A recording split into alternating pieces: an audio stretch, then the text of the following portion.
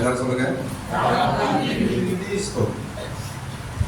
இந்த நாட்களிலே நம்முடைய வேத பாடம் ராகாபின் வீடு என்று யோசுவா 2ஆம் அதிகாரத்தில் நாம் தியானித்துக் கொண்டு வருகிறோம்.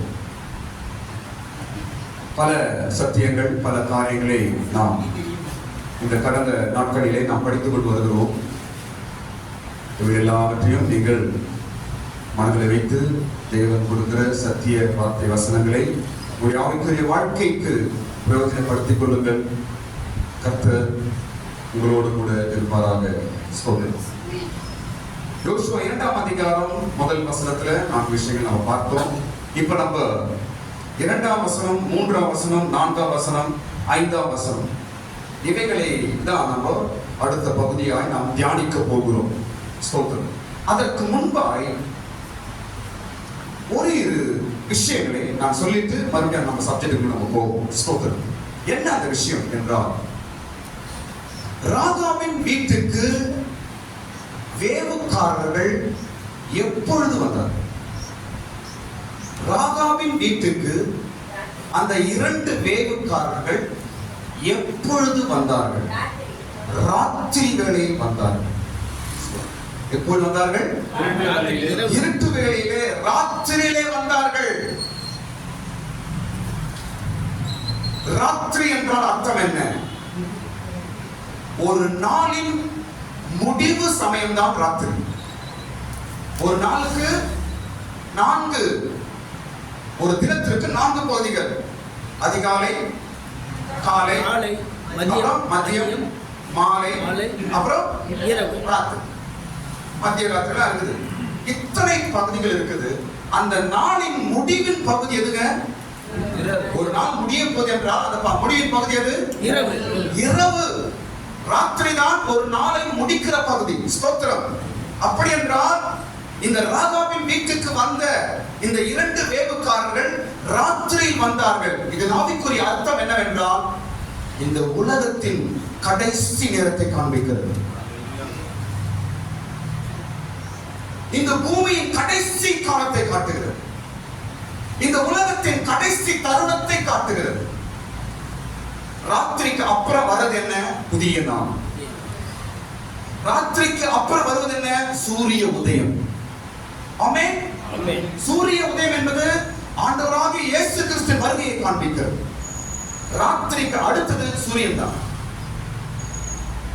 அப்ப ராகாவின் வீட்டுக்கு வந்த அந்த கிருபையும் சத்தியம் இப்பொழுது வந்தது என்றால் ராத்திரி. இந்த ராத்திரி என்பது இந்த உலகத்தின் கடைசி வேளையில கர்த்தர் நம்மோடு பேசிக் கொண்டிருக்கிற சத்தியத்தை காண்பிக்கிறேன். இந்த உலகத்தின் முடிவிலே 2 வேவுக்காரர்கள் நம்மை சந்திக்கிறார்கள். இந்த உலகத்தின் கடைசி காலகட்டத்தில் ஒரு பெரிய அழிவு வருவதற்கு முன்பாக 2 வேவுக்காரர்கள் உன்னை சந்திக்கிறார்கள். 2 வேவுக்காரர்கள் உன் வீட்டுக்கு வருகிறார்கள். 2 வேவுக்காரர்கள் உன்னை சந்திக்க வந்திருக்கிறார்கள். ஸ்தோத்திரம். இந்த ராத்திரி எங்களுடைய இந்த கடைசி காலத்தில் அவர்களை நீ வரவேற்று காத்துக் கொள்ள வேண்டும். ஆமென். ஸ்தோத்திரம். அடுத்த பகுதி என்னவென்றால், கவனிங்க, அடுத்த பகுதி கானானியர்கள். இந்த கானானியர்கள் என்ற ஒரு சப்ஜெக்டை கொஞ்சம் நான் உங்களை டச் பண்ணிட்டு அதுக்கப்புறம் நம்ம மெயின் சப்ஜெக்டுக்கு நான் போயிடுவோம். ஏன் கானானியர்களை இன்றைக்கு நான் எடுக்கிறேன் என்றால், ராகாப் கானானிய ஸ்திரீ. ராகாப் கானானிய ஸ்திரீ. அந்நாட்களில் அதிகப்படியான கானானியர்கள் வாசம் பண்ண இடம் தான் எரிகோ. அதிகமான கானானிய ஜாதி ஜனங்கள் எரிகோவில் வாசம் பண்ணின அந்த நாட்கள். ஸ்தோத்திரம். பாருங்க, இந்த கானானியர்களை தேவனுடைய ஜனங்கள் வெறுத்தார்கள். கானானியர்கள் தேவனுடைய ஜனங்களினால் அவர்கள் வெறுக்கப்பட்டவர்கள். எப்படி அப்போ ராகா வந்து உள்ள புகுதுட்டா? இதுதான் உங்களுக்கு சொல்ல போறேன். பாருங்க, பைபிள்ல படிங்க. ஆதியாகமம் 24ஆம் அதிகாரம் 3ஆம் வசனத்துல ஆபிரகாம் சொல்லுகிறான், கானானியர் நமக்கு வேண்டாம். ஆதியாகமம் 24ஆம் அதிகாரம் 3ஆம் வசனத்துல ஆபிரகாம் சொல்லுகிறார், கானானியர்கள் வேண்டாம் என்று அங்கு வெறுக்கப்படுகிறது. ஸ்தோத்திரம். இரண்டாவது ஆதியாகமம் 28ஆம் அதிகாரம் 1ஆம் வசனத்துல ஈசாக்கு சொல்லுகிறார், கானானியர்கள் வேண்டாம், கானானியர்கள் நமக்கு தேவையில்லை, வேண்டாம் என்று ஈசாக்கு சொல்லுகிறார். ஸ்தோத்திரம். அவங்க கிட்ட நம்ம சம்மதம் வைக்க கூடாது, அவங்க கிட்ட நம்ம உறவு வைக்க கூடாது, அவர்கள் நமக்கு வேண்டாம் வேண்டாம் என்று வெறுத்து தள்ளப்பட்டவர்கள் தான் கானானியர்கள்.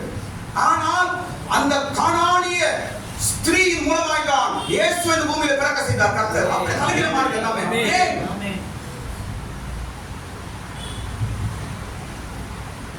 உலகம் வெறுத்தாலும் இயேசு வெறுப்பதில்லை. இந்த உலகமே உன்னை வெறுத்து தள்ளி உன்னை கெட்டவன் சொன்னாலும் பரலோகத்தின் தேவன் உன்னை சேர்த்துக் கொள்வார். ஹல்லேலூயா. மூன்றாவது பாருங்க, ஆதியாகமம் 28ஆம் அதிகாரம் 8ஆம் வசனத்துல ஏசா சொல்லுகிறான், கானானியர்கள் வேண்டாம். ஆதியாகமம் 28ஆம் அதிகாரம் 8ஆம் வசனத்துல கானானியர்கள் வேண்டாம் என்று அங்கு சொல்லப்படுகிறது. ஸ்தோத்திரம். அப்போ ஆரம்பத்திலிருந்து கானானியர்கள் வெறுக்கப்பட்டவர்கள். இன்றைக்கு வரைக்கும் இருக்கட்டும், இல்ல ராஜாக்கள் வரைக்கும், தாவீதின் ராஜாக்கள் வரைக்கும் கானானியர்களோடு இஸ்ரவேலுக்கு யுத்தம் தான் நடந்து கொண்டிருந்தது. ஸ்தோத்திரம். கானானியர்கள் வெறுக்கப்பட்ட ஜனங்கள். ஸ்தோத்திரம். ஆனால் இந்த கானானியர்கள் மூலமாய் ராகாப் வந்தது எப்படி, இந்த கானானியர்கள் எப்படி இஸ்ரவேலோட அட்டாச்மெண்ட் ஆனாங்க, எப்படி சேர்ந்தாங்க இவங்க என்று பார்க்கும்போது பாருங்க, இப்ப புதிய ஏற்பாட்டுக்கு வாங்க. புதிய ஏற்பாட்டின் புஸ்தகத்துல நான் ஒரு 2 விஷயம் நான் உங்களுக்கு சொல்லிட்டு அதுக்கப்புறம் சொல்ல பாருங்க. 2 விஷயம் சொல்றேன், கவனிங்க. புதிய ஏற்பாட்டுல இயேசுவின் 12 சீஷர்களிலே ஒருவன் கானானியனாக சேர்ந்தான். இயேசு சேர்ந்தார். அவன் யார்? சீமோன். மத்தேயு சுவிசேஷம் 10ஆம் அதிகாரம் 4ஆம் வசனம். மத்தேயு சுவிசேஷம் 10ஆம் அதிகாரம் 4ஆம் வசனம். போதும். மார்க்கு சுவிசேஷம் 3ஆம் அதிகாரம் 18ஆம் வசனம். மார்க்கு சுவிசேஷம் 3ஆம் அதிகாரம் 18ஆம் வசனம். இது என்ன? இயேசுவின் சீஷர்களில் ஒருவன் எங்க வராரு? கானானியன் வந்து இயேசுவோட சீஷனாக வந்து சேர்ந்தார். ஸ்தோத்திரம். மார்க் பாருங்க, அங்கு வேண்டாம் வேண்டாம் வேண்டாம் என்று வெறுக்கப்பட்டது ஆபிரகாம் மூலமாய், ஈசாக்கின் மூலமாய், கவனிங்க, ஏசாவின் மூலமாய், எல்லார் மூலமும் வெறுக்கப்பட்ட கானானியர்கள் அந்த கானானிய ஜாதியிலிருந்து இங்கே சீமோன் என்ற ஒருவன் இயேசுவின் சீஷனாக சேர்க்கப்படுகிறான். இன்னொரு சொல்றேன், கவனிங்க. புதிய ஏற்பாட்டில் இன்னொரு விஷயம், முக்கியமான விஷயம் இது. பிள்ளைகளின் அப்பத்தை நாய்களுக்கு போடுவது எப்படி? பிள்ளைகளின் அப்பத்தை நாய்களுக்கு போடுவது எப்படி என்று இயேசு சொல்லுகிறார். அப்போ அதற்கு பதில் ஒரு ஸ்திரீ பதில் சொல்லுகிறார். என்ன சொல்றாரு? அது மேஜையிலிருந்து கீழே விழுந்தால் துணிக்கைகள் தானே நான் எடுத்துக் கொள்ளுகிறேன், நாய்கள் தின்னுமே என்று அறிவாய் பேசின அந்த ஸ்திரீ கானானியர். அந்த ஸ்திரீ எங்கிருந்து வந்தவர்? கானானியான ஸ்திரீ. மத்தேயு சுவிசேஷம் 15ஆம் அதிகாரம் 22, 26, 27, 28 எல்லாம் வீட்டுல படிங்க. எல்லாம் படிச்ச டைம் போயிட்டே இருக்கும். மத்தேயு சுவிசேஷம் 15ஆம் அதிகாரம் 22ஆம் வசனம், 26ஆம் வசனம், 27ஆம் வசனம், 28ஆம் வசனம். இப்போ இந்த அம்மா கிட்ட சொன்ன உடனே அந்த அம்மா என்ன ரிப்ளை கொடுக்குறாவா? மேஜையிலிருந்து அந்த வசனம் மாத்திரம் படிக்கிறீங்களா? அதற்கு அவள், மெய்தான் ஆண்டவரே, மெய்தான் ஆண்டவரே, ஆகிலும் நாய்க்குட்டிகள் தங்கள் எஜமானின் மேஜையிலிருந்து விழும் துணிக்கைகளை தின்னுமே என்றால். தின்னுமே? நான் நாய்கள் விழுப்போடு சொன்னோன்னு இவன் என்ன சொல்றா தெரியுமா? மேஜையிலிருந்து கீழே விழுந்த நாய்கள் தின்னுமே அப்படின்னு சொன்ன உடனே இயேசு ஸ்டன் ஆயிடுறாரு. இயேசுவே ஸ்டன் ஆயிடுச்சு. அடுத்த வார்த்தை என்ன சொல்றாரு? சூப்பர் வார்த்தை. இப்படி ஒரு விசுவாசம் நான் எங்க பாருங்க. அடுத்த படிக்க விட்டாங்க. சீக்கிரம் இயேசு அவளுக்கு பிரதியுத்தரமாக, ஸ்திரீயே, உன் விசுவாசம் பெரியது. உன் விசுவாசம் பெரியது. ஆமென். உன் விசுவாசம் பெரியது. ஆமென். என்று இயேசு ஸ்டன்னாய் போய் நிற்கிறாரு. யாரை பார்த்து? கானானிய ஸ்திரீயோட விசுவாசம். விசுவாசத்தை பார்த்து கையை தட்டுங்க, கரங்களை தட்டுங்க. அப்படியே டாபிக் மாறுது. ஆபிரகாம் வேண்டாம்னு சொன்ன கானானியர், ஈசாக்கு வேண்டாம்னு சொன்ன கானானியர், ஏசா வேண்டாம்னு சொல்ற கானானியர் இப்ப எது வந்துட்டாங்க? இயேசுவையே ஆச்சரியப்படுற விதமாய் கானானியர்கள் நின்றார். இயேசுவோட சீசனாக கானானியன் சேர்ந்து விட்டார். எப்படி? இதான் சொல்லப்படுது. எப்படி வந்து சேர்ந்தாங்க இவங்க? எப்படி என்றால் கவனிக்கும். எப்படி என்றால் யூதா, யாக்கோபின் மகனாகிய யூதா முதல் ஒரு கானானிய ஸ்திரியை தான் விவாகம் செய்கிறான். ஆதியாகமம் 38ஆம் அதிகாரம் 2ஆம் வசனம். ஆதியாகமம் 38ஆம் அதிகாரம் 2ஆம் வசனம். அங்கு சூவா என்ற ஒரு கானானிய ஸ்திரியை யார் விவாகம் பண்றது? யூதா விவாகம் பண்றாரு. யூதா விவாகம் பண்றாரு. நல்லா கவனிச்சீங்க. யூதா விவாகம் பண்றாரு. ஸ்தோத்திரம். எப்போ இந்த அம்மாவை அவர் கல்யாணம் பண்ணாரோ அப்பவே அவருடைய ஆவி ஸ்பிரிச்சுவல் லைஃப் வந்து உண்டு போச்சு. அவருடைய ஆவிக்குரிய வாழ்க்கையே கெட்டு போச்சு, மோசமா போச்சு. ஸ்தோத்திரம். ஏன் கானானியர் சேரக்கூடாது, அதான் பிரமாணம். கானானியர் பண்ணக்கூடாது பிரமாணம். ஆனா என்ன செஞ்சாரு? இவர் போய் அந்த ஊருக்கு போய் அந்த ஊருக்கு பண்ண கானானியர் பொண்ண விவாகம் பண்ணிட்டாரு. ஸ்தோத்திரம். விவாகம் பண்ணி பிள்ளைலாம் பார்த்தாச்சு. அதுக்கப்புறம் அந்த அம்மா இறந்து போகுது. ஸ்தோத்திரம். அம்மா இறந்து போகுது. பிள்ளைகள்லாம் ஒன்னும் உருப்படி இல்லை. ஸ்தோத்திரம். இது இப்படி இருக்கட்டும். இப்ப உணர்வு சொல்ற பாருங்க. இப்படி இருக்கும் பொழுது இந்த யூதாவை குறித்து தீர்க்கதரிசனம் வந்து யாரை பத்தி?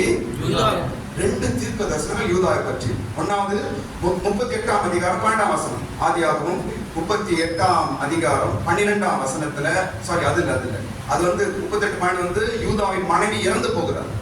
யூதாவின் மனைவி இறந்து போறது. ரெண்டு தீர்க்க தரிசனம் சொல்றோம் பாருங்க. ஒன்று ஆதியாகமம் 49ஆம் அதிகாரம் 9-10. ஆதியாகமம் 49ஆம் அதிகாரம் 9-10. சீக்கிரம் படிங்க.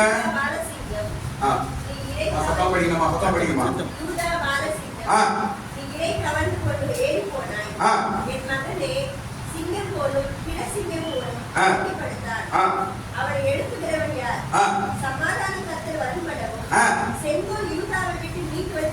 போதும். இங்க என்ன தீர்க்கம் சொல்லப்படுது? என்ன தீர்க்கம் சொல்லப்படுது? யூதா பத்தி சொல்லப்படுது. யூதா அவனுடைய கோத்திரத்துல அவனுடைய சந்ததியில யார் வருவாரா? சமாதான கர்த்தர் வருவார். யார் வருவாரு? அவர் யாரே? சமாதான கர்த்தர் இயேசு வருவார் என்று அந்த தீர்க்கதரிசனம் சொல்லப்படுகிறது. இங்க என்னன்னா இவன் கானானிய ஸ்திரியை கல்யாணம் பண்ணிட்டு வாழ்க்கையை கெட்டு வச்சுக்கிறான். ஆவிக்குரிய வாழ்க்கையை டம்மியா வச்சுக்கிறான், கெட்டு வச்சான். அந்த பக்கம் என்னவோ அதை பற்றி தீர்க்கதரிசனம் சொல்லப்பட்டிருக்கிறது. அடுத்தது இன்னொரு தீர்க்கதரிசனம் பாருங்க. அடுத்தது எங்க? இன்னொரு தீர்க்கம் என்னாகமம் 23ஆம் அதிகாரம். என்னாகமம் 23ஆம் அதிகாரம் 21 இருந்து 24 வசனங்கள். அவர் யாக்கோபிலே அபிமத்தை காண்கிறதில்லை, இஸ்ரவேலிலே குற்றம் பார்த்ததில்லை. அவருடைய தேவனாகிய கர்த்தர் அவர்களோடு இருக்கிறார். ராஜாவின் ஜெயத்தின் வீரம் அவர்களுக்குள்ளே இருக்கிறது. தேவன் அவர்களை எகிப்திலிருந்து புறப்பட பண்ணினார். 24ஆம் அதிகாரம் 17 படிக்கும்போது 24ஆம் அதிகாரம் 17, 18, 19 படிக்கும்போது அங்கேயும் யூதாவை குறித்து தீர்க்கதரிசனம் சொல்லப்படுகிறது. ஸ்தோத்திரம். இஸ்ரவேலை குறித்து தீர்க்கதரிசனம் சொல்லப்படுகிறது. ஸ்தோத்திரம்.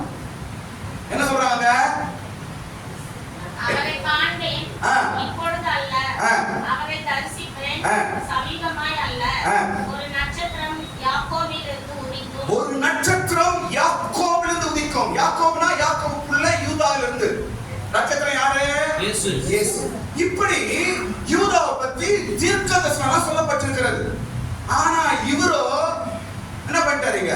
கானானிய ஸ்திரியோட விவாகம் பண்ணி அந்த அந்த தேவனுடைய திட்டத்தை அவர் என்ன பண்ணிட்டார்? கெடுத்து வச்சிருக்கிறார். கர்த்தர் பார்க்கிறார். என்னடா அது, இவனை குறித்து நம்ம பெரிய பிளான் வச்சிருந்தோமே, இவனை குறித்து நம்ம திட்டம் வச்சிருந்தோமே, இவன் மூலமா தான் என் குமாரனாக இயேசுவை நான் பூமிக்கு நினைச்சிருந்தோமே, இவன் இப்படி பண்ணிட்டானே என்று ஆண்டவர் பார்த்துட்டு ஸ்தோத்திரம். இவன் எல்லாம் கொடுத்து புள்ள பார்த்தா புள்ள ஒண்ணு சரியா வரல, எல்லாம் துன்மார்க்கனா யூதா பசங்க எல்லாம். ஸ்தோத்திரம். இப்போ ஆண்டவர் என்ன செய்யறாரு? முள்ளாக எடுக்கிறது. கானானிய ஸ்திரீ எப்படி அவன் விவாகம் பண்ணானோ அதே கானானிய ஸ்திரீயை கொண்டு வந்து அந்த யூதாவின் குடும்பத்துல சேர்த்து இயேசுவின் தீர்க்கதரிசனத்தை நிறைவேற்றார். இப்ப யார் உள்ள வந்து சேர்றது? சத்தமா சொல்லுங்க. ராகாப் வருகிறார். ஸ்தோத்திரம். ராகாப் எங்க? அதே கானானிய ஸ்திரீ. ஸ்தோத்திரம். பாருங்க என்ன வசனம் எங்க படிக்கிறோம் நம்ம? ரூத் 4ஆம் அதிகாரத்துல இருக்குது. மத்தேயு 1ஆம் அதிகாரம் 3ஆம் வசனம் மாத்திரம் படிங்க கொஞ்சம். மத்தேயு சுவிசேஷம் 1ஆம் அதிகாரம் 3ஆம் வசனம் மாத்திரம் படிங்க.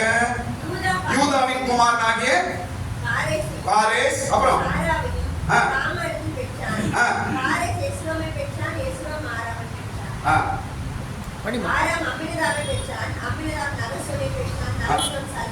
சல்மோன். யூதாவின் பிள்ளை பாரேஸ். ஓகேவா? பாரேஸோட பிள்ளை யாரு? சல்மோன். சல்மோன் யார் விவாகம் பண்றாரு? சல்மோன் யார விவாகம் பண்றாரு? ராகாபை விவாகம் பண்றாரு. ஸ்தோத்திரம். அப்போ எந்த கானானிய ஸ்திரீயை முதல்ல விவாகம் பண்ணி அவரு அவிக்கிற வாழ்க்கையை கெடுத்து போட்டாரோ அதே கானானிய ஸ்திரீயை அவன் பிள்ளை கிட்ட கொண்டு வந்து சேர்த்து இயேசுவை பிறக்க செய்தார்.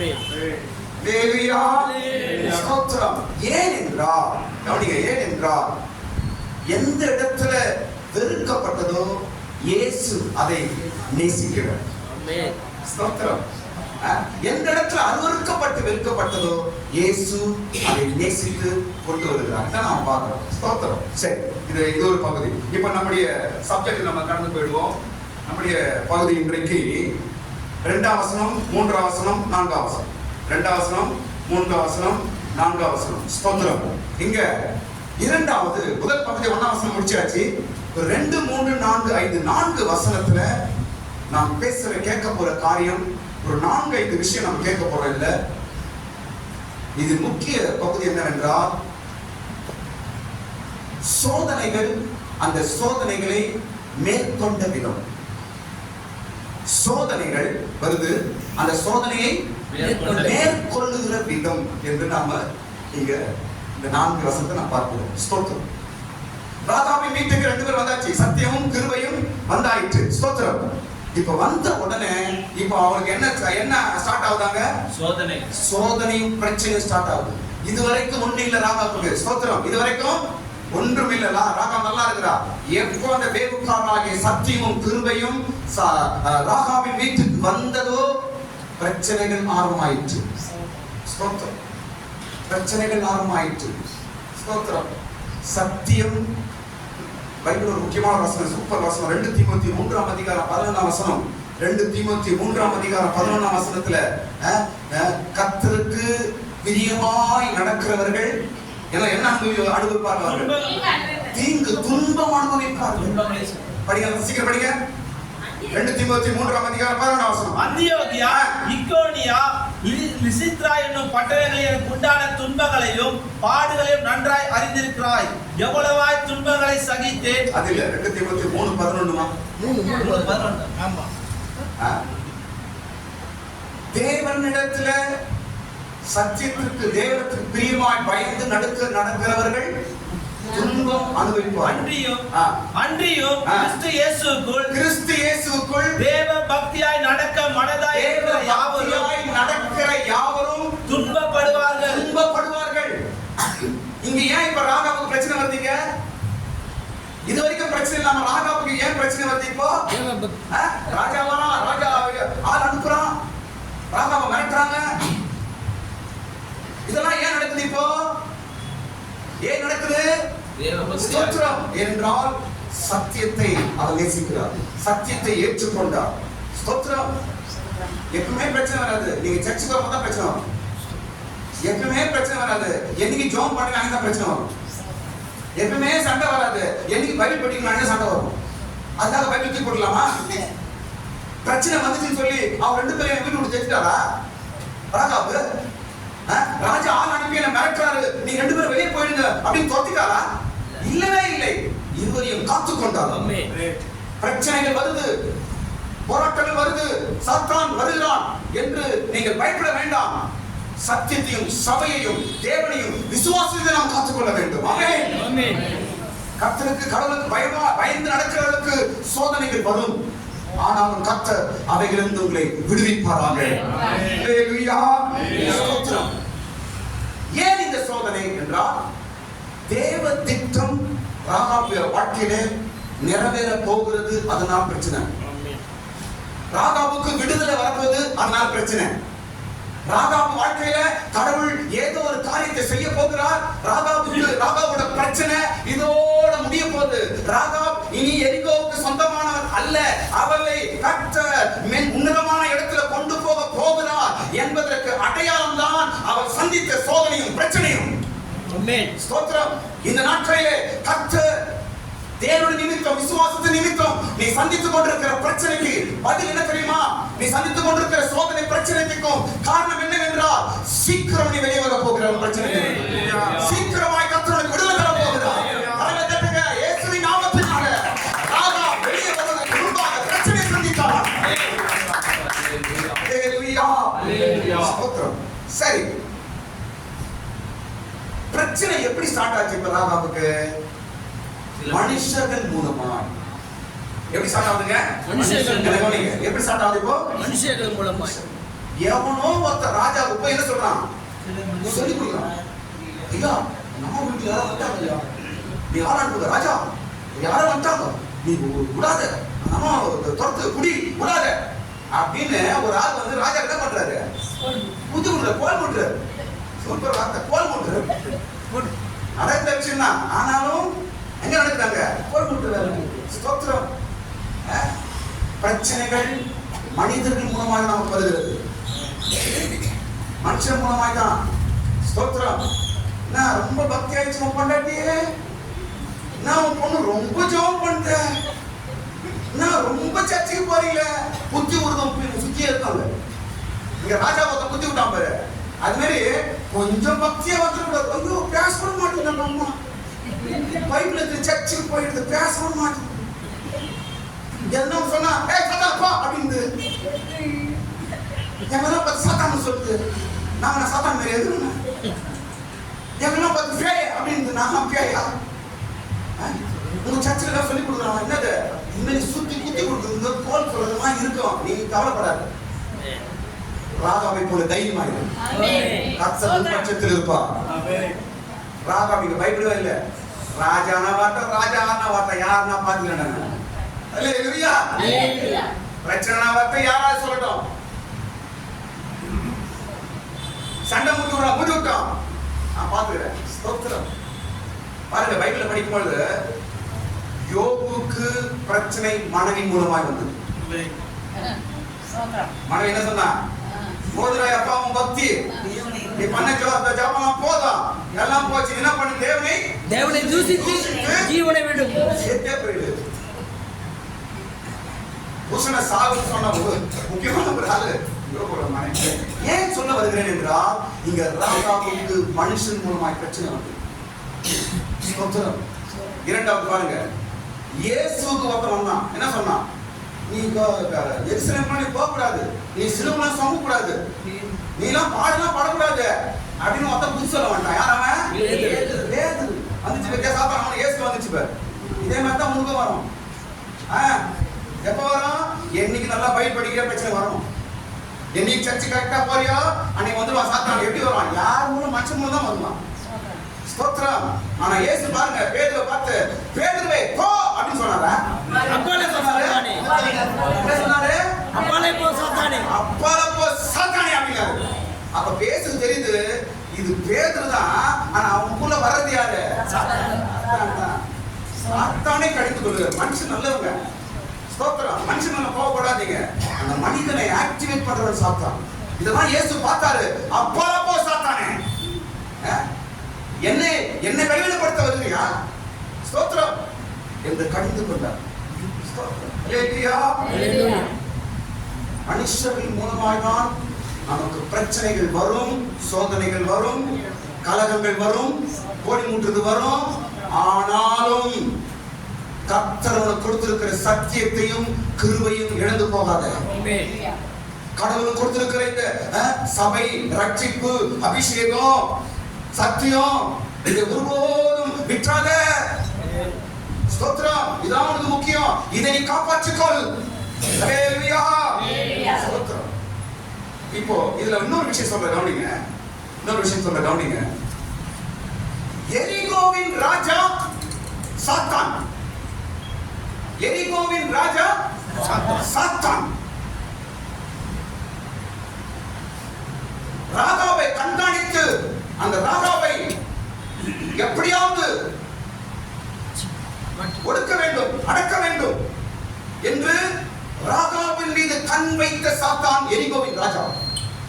ஸ்தோத்திரம். ஆனால் தேவன் ராகாவை எரிகோவின் ராஜாவின் கைக்கு தப்புவித்தார். ஹல்லேலூயா. எரிகோவின் ராஜாவின் கைக்கு ராகாவை கர்த்தர் தப்புவித்தார். வேதத்துல 2 காரியம் சொல்றேன் பாருங்க. கர்த்தர் உங்களையும் தப்புவிப்பார். பயப்படாதீங்க. எப்படி ராஜா என்பது ஒரு பெரிய வல்லமை, ராஜா என்பது ஒரு அதிகாரம், ராஜா என்பது என்ன சொல்றது, ஒரு பவர். எத்தனை பெரிய சக்திகள் உனக்கு விரோதமாய் வந்தாலும் கர்த்தர் உன்னை தப்புவிப்பார். ராஜாவை போல ஒரு பெரிய வல்லமை சக்தி உன் விசுவாசத்தை கெடுக்கணும், உன் ஆவிக்குரிய வாழ்க்கையை கெடுக்கணும், நீ பெற்றிருக்க ரட்சிப்பை கெடுக்கணும், நீ சர்ச்சுக்கு போக கூடாது, நீ ஜெபிக்க கூடாது என்று எத்தனை வல்லமைகள் உனக்கு விரோதமாய் எழுப்பினாலும் எல்லா வல்லமைகளுக்கும் எல்லா அதிகாரத்திற்கும் கர்த்தர் உன்னை தப்புவிப்பார். பயப்படாதீங்க. ராஜாவோடு கர்த்தர் இருந்தார். ஆமென். ராஜா வந்து மிரட்டி பார்த்தார். ராஜா ஜனங்க வந்து மிரட்டி பார்க்கறாங்க. ஸ்தோத்திரம். இரண்டாவது நாம் பார்க்கும் பொழுது ஏரோதின் கைக்கு இயேசுவை தப்புவித்தார். ஏரோது ராஜாவின் கைக்கு இயேசுவை தப்புவித்தார். ஆமென். மூன்றாவது பார்க்கும் பொழுது நேபுகாத் ராஜாவின் கையிலிருந்து தானியேலை தப்புவித்தார். ஆமென். ஸ்தோத்திரம். எரிகோவின் ராஜாவின் கைக்கு ராகாவை தப்புவித்தார். அடுத்து நான் சொல்றேன், சவுல் ராஜாவின் கைக்கு தாவீதை தப்புவித்தார். அந்த தேவன் தான் நம்ம தேவன். ஸ்தோத்திரம். ராகா தனி ஆளு மாட்டி பாருனா, ஏய் யார் வந்து வீட்டுக்கு வெளியே வர சொல்லாமல, யார் அது அப்படின்னு போய் மேட்ச்லாம் பார்த்தாங்க. ராகா பைக்கு தெரியல, தம்பு மூடின்னு போயிடாங்க. உன்னையும் கூட சாப்பிட்டாங்க. மேட்ச்லாம் பார்த்தோம். ஏய் ஏன் ஜாப் பண்ற, ஜாப் பண்ணாத படிக்க பிரச்சனை, சர்ச்சுக்கு போகாத படிக்க பிரச்சனை, வீட்டுல பைபிள் படிக்காத பிரச்சனை, ஏதாவது பக்தியா இருந்தா கூலி செய்யாத பிரச்சனை, ஏதாவது பிரச்சனை கொண்டு வந்து உன்னை பயமுறுத்தி பார்ப்பான். ஸ்தோத்திரம். நீங்கள் தைரியமாய் உங்களுக்கு கொடுத்த விசுவாசத்தை காத்துக்கொள்ளுங்கள். உன் வீட்டுக்கு வந்திருக்கிற அந்த 2 சத்தியத்தை நீங்கள் காத்துக் கொள்ளுங்கள். கர்த்தர் உங்களை விடுதலையாக்குவார். கர்த்தர் உங்க பட்சத்தில் இருப்பார். ஹல்லேலூயா. சரி, அடுத்த சொன்ன பாருங்க.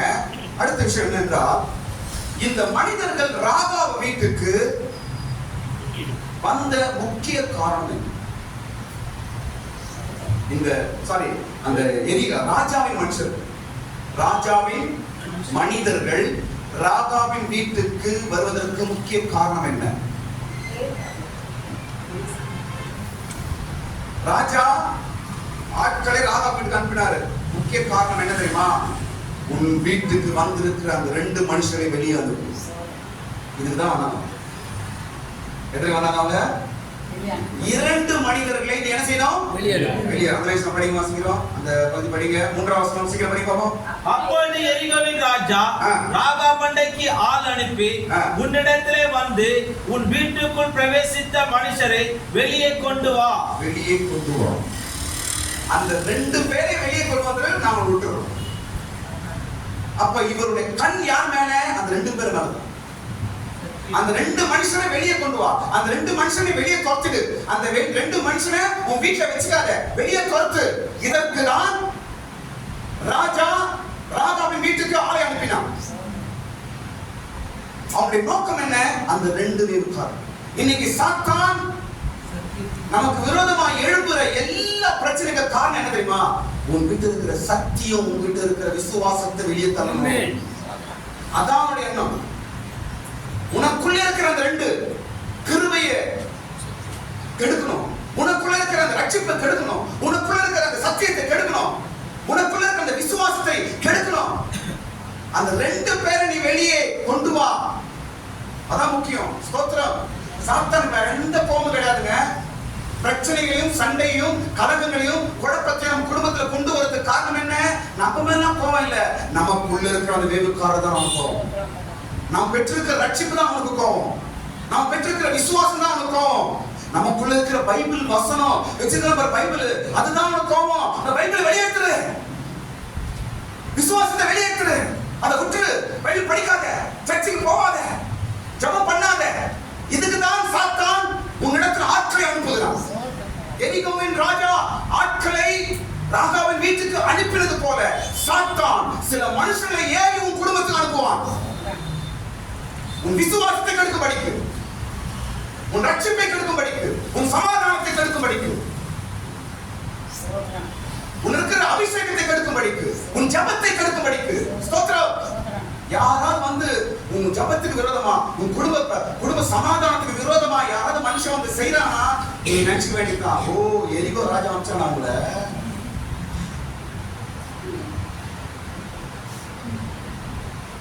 உன் குடும்பத்தை சமாதானம் கெடுக்க யாராவது வரட்டும், உன் மாமனார் வரட்டும், மச்சானா வரட்டும், உன் சம்பந்தியார் வரட்டும், யாருதான் வரட்டும், உன் விசுவாச ஜெபத்தை கெடுக்கிறான்னா நீ நினைச்சுக்க வேண்டியது, ஓ எரிகோ ராஜா அனுப்பிச்சுக்கிறாரு.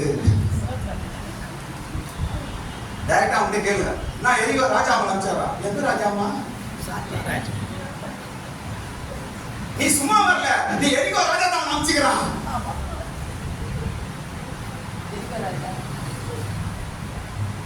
ஏமா என்ன எந்த ராஜா அனுப்பணுமா? சிறுவனா போயிருந்து போயிடுவாங்க. ஏதோ நம்ம வேற எதுவும் பேசுது, நம்ம போயில அது போயிடுவோம். சாத்தான் மனுஷனையே அனுப்புகிறான். அந்த ரெண்டு பேரை வெளியே கொண்டு வா. ஸ்தோத்திரம். பாருங்க, பைபிள் இன்னொரு வசனம் சொல்ற பாருங்க,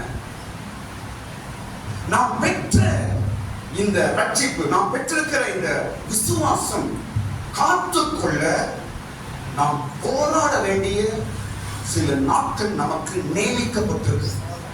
அந்த நாட்களை நம்ம ஃபைட் பண்ணி தான் ஆகணும். இப்ப ராகாபுக்கு என்ன காலம்?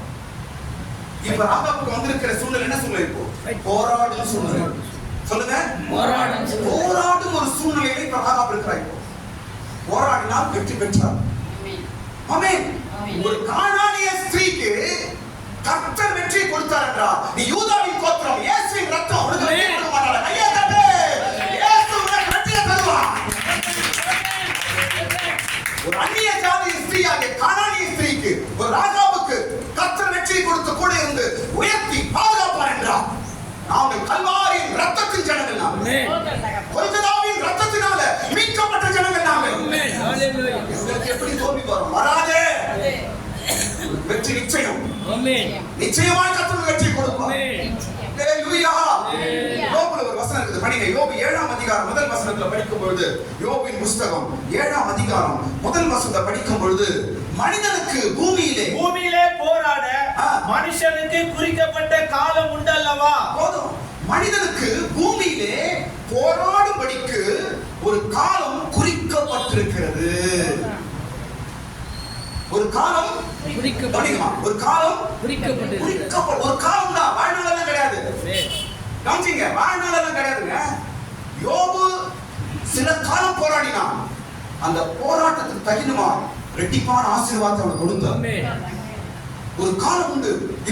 இப்ப ராகாபுக்கு போராடும் காலம். என்ன போராட்டம்? இப்போ என்ன போராட்டம்?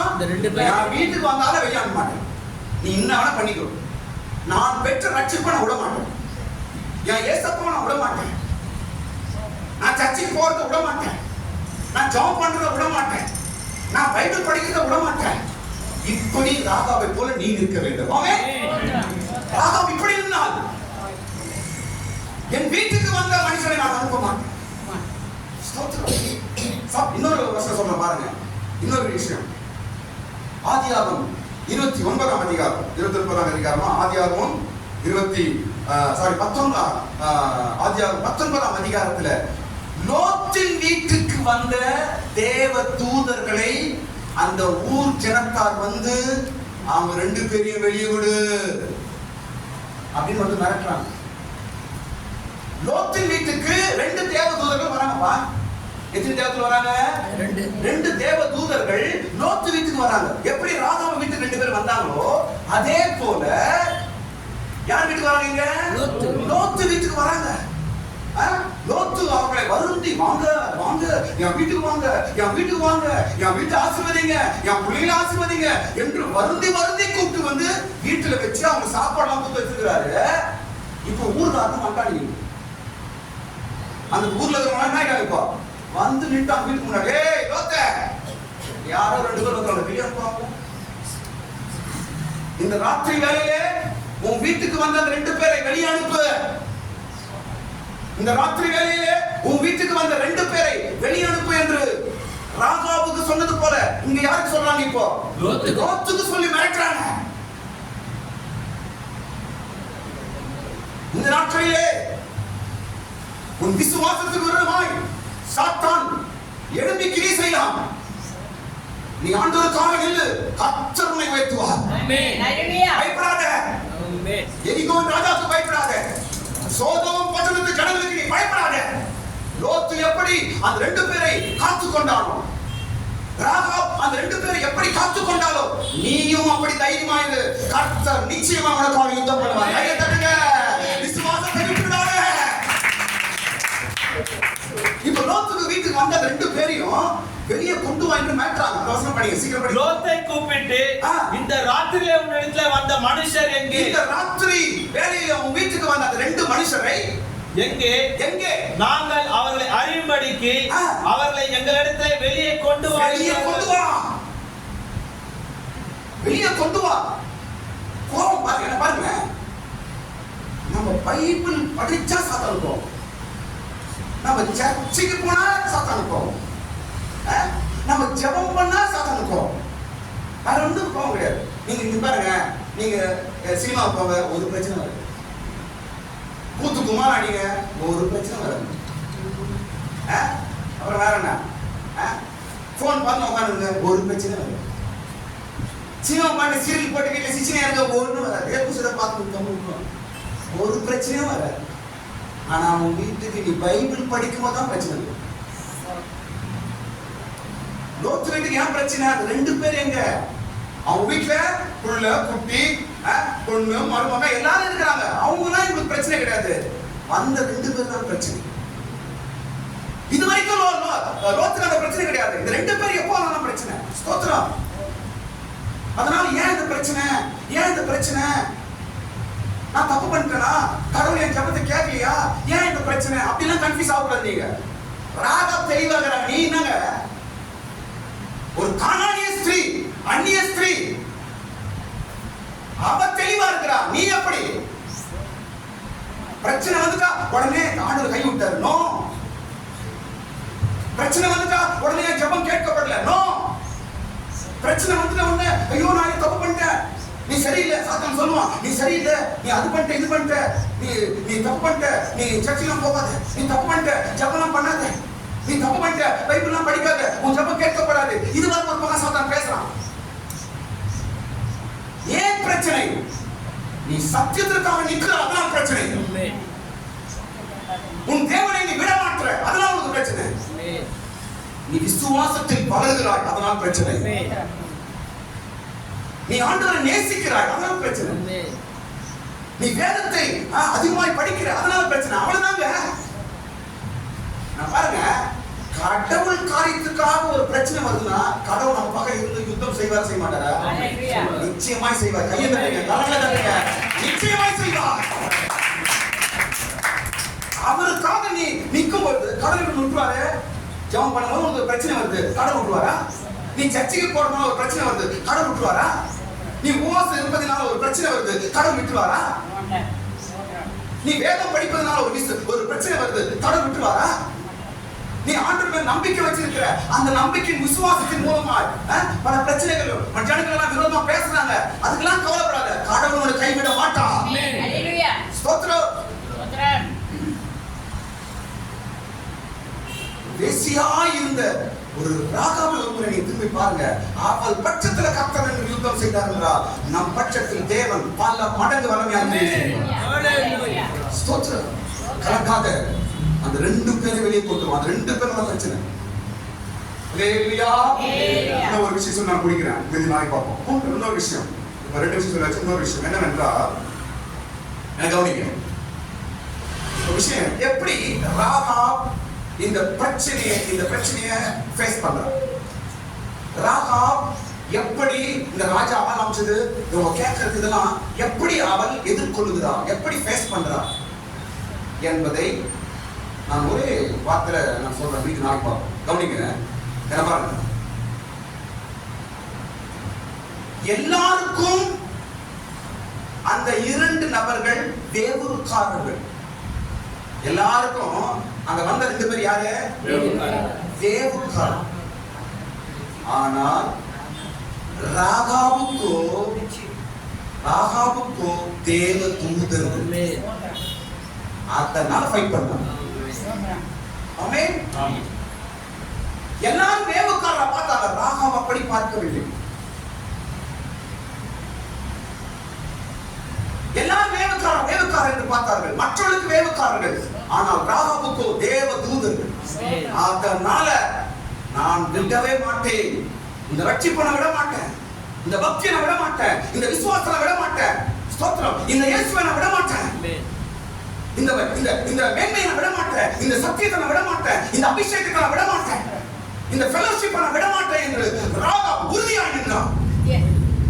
நான் சொல்றேன் பாருங்க, நீங்க ஒரு பிரச்சனையை ஃபேஸ் பண்ணி ஜெயிக்கணும் என்றால் நீங்களும் உங்களுக்குள்ளே இருக்கிறதும் விலையேறப்பட்டது என்று நீங்க விசுவாசிக்கணும். நீ ஒரு வேல்யூபிள் ஒரு ஆளு, நான் ஒரு விலையேறப்பட்ட ஆளு, நான் இயேசுவோட பிள்ளை என்று உன்னை நீ நினைச்சாதான் உன் பிரச்சனை ஜெயிக்க முடியும். நான் ஒண்ணுக்கு கிடையாது, நான் எதுக்கு நினைச்சேன் பிரச்சனை ஜெயிக்க முடியும். என்னால முடியாது, நானே ஒரு தகுதி இல்லாதது, எனக்கு ஜபம் கிடையாது, நான் அப்படி இப்படின்னு உன்னை நீ அற்பமாய் நினைச்சு, சாத்தா சொல்லி கொடுக்கலாம் நினைச்சு உன்னை நீ தாழ்வாய், இல்லை என்றால் விசுவாசம் குறை என்று உன்னுடைய விலையை நீ அறியாமல் இருப்பாய் என்றால் உன் ப்ராப்ளத்துக்கு வெளியே வர முடியாது. வசனம் சொல்றேன், நீங்க எங்க படிக்கிறவரை யாக்கோபு 2ஆம் அதிகாரம் 25ஆம் வசனம். யாக்கோபின் புஸ்தகம் 2ஆம் அதிகாரம் 25ஆம் வசனம். அங்க யாக்கோபு என்ன சொல்றாரு? தூதர்கள் என்று சொல்றார். ராகாப் என்று பேசி தூதர்களை ஏற்றுக்கொண்டு வேறு வழியாய் அனுப்பிவிட்ட பொழுது கிரியைகளினால் அல்லவோ நீதி உள்ளவளாக்கப்பட்டார். ஆமென்.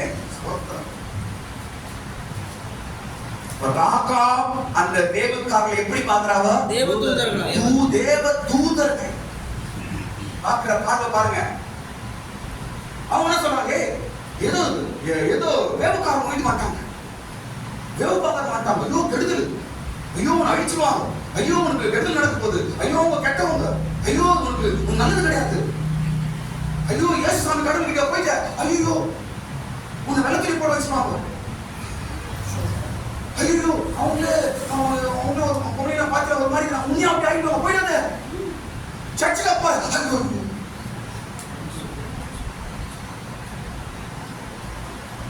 அதுவும் அந்த சர்ச்சுக்கு அப்பா. ஐயோ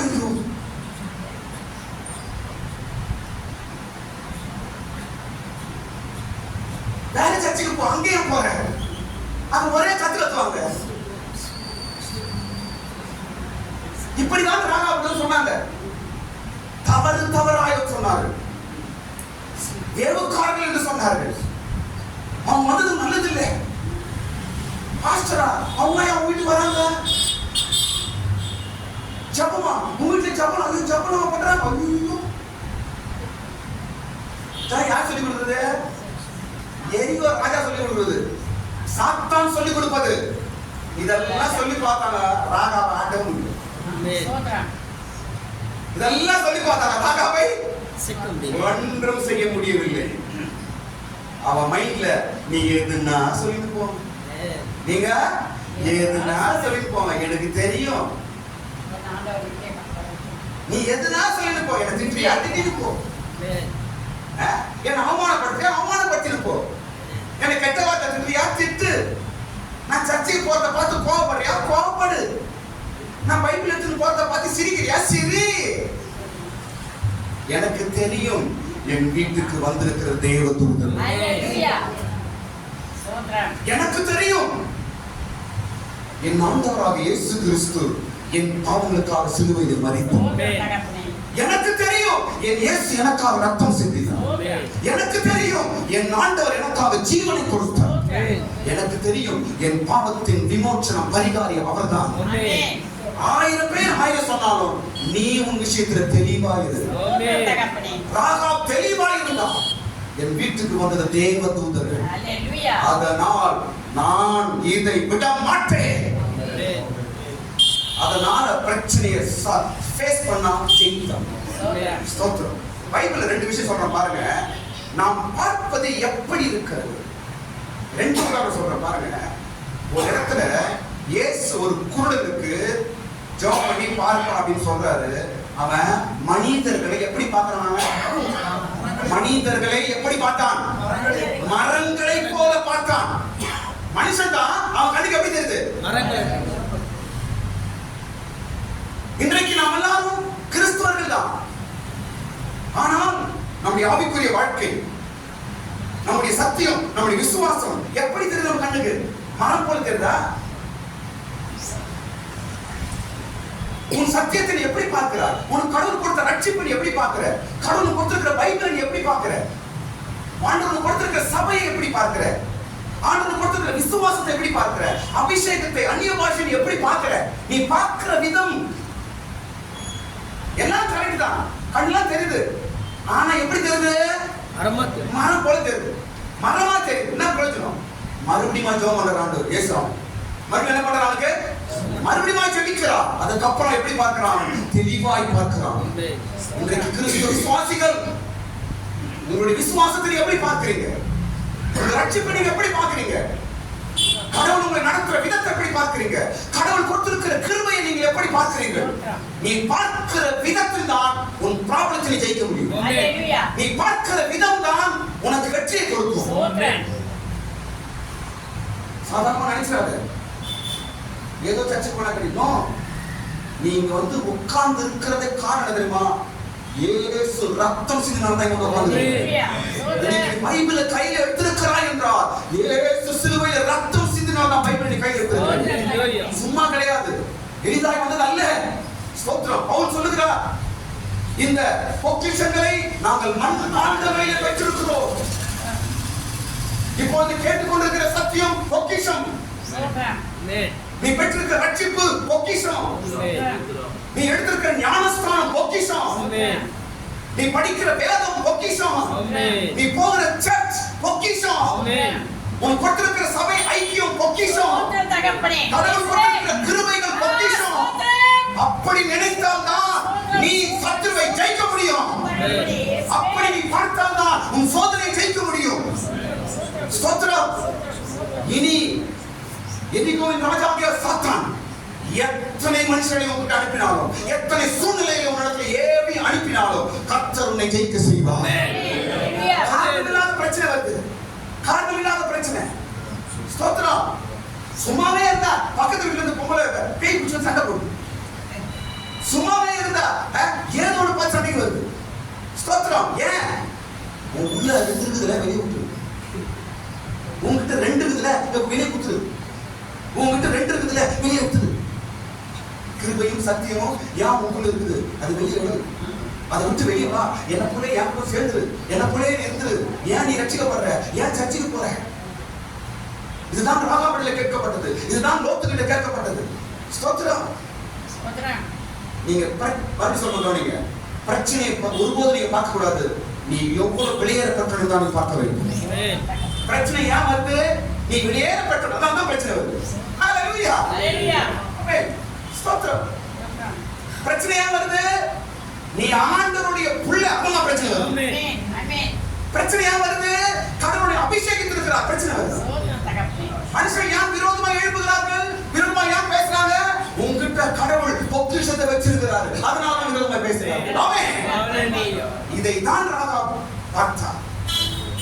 இன்னொரு சம்பவத்தை நான் முடிச்சிடுறேன். சீஷர்கள் சமுத்திர கடலை போய் கொண்டிருக்கும் பொழுது இயேசுதான் நடந்து வர்றாரு. இவங்க கண்ணுக்கு என்ன தெரியுது? நடந்து வர்றது யாரு? கடல்ல இயேசு. யார் நடந்து வராங்க? இயேசு தான் நடந்து வர்றாரு. எதுக்கு வராரு? இவங்களை காப்பாற்ற வராரு. கடல் இருக்கிறாங்க, ஒருத்தருக்கு பயந்து இருக்கிறான், கடல் மூழ்கிட போகுது என்று பயந்து கொண்டு இருக்கிறாங்க. அந்த நேரத்துல அந்த கடல் மேல யார் நடந்து வரா? இயேசு நடந்து வரா. என் பிள்ளைங்க பிரச்சனை இருக்கிறாங்களே, என் பிள்ளைங்க கலக்கிறாங்களே, அவங்க காப்பாற்ற இயேசு தண்ணி மேல நடந்து வராரு, கடல் மேல நடந்து வராரு. அத பார்த்து இது என்ன சொல்லுது? ஆவேசம். அது ஆவேசம், இதான் ஆவேசம். வர்றது ஆவேசம் இல்ல, இருக்கிறது ஆவேசம். இன்னைக்கு நம்ம பார்க்கிறது அதாவது ஒரு பழமொழி, இருந்தவனுக்கு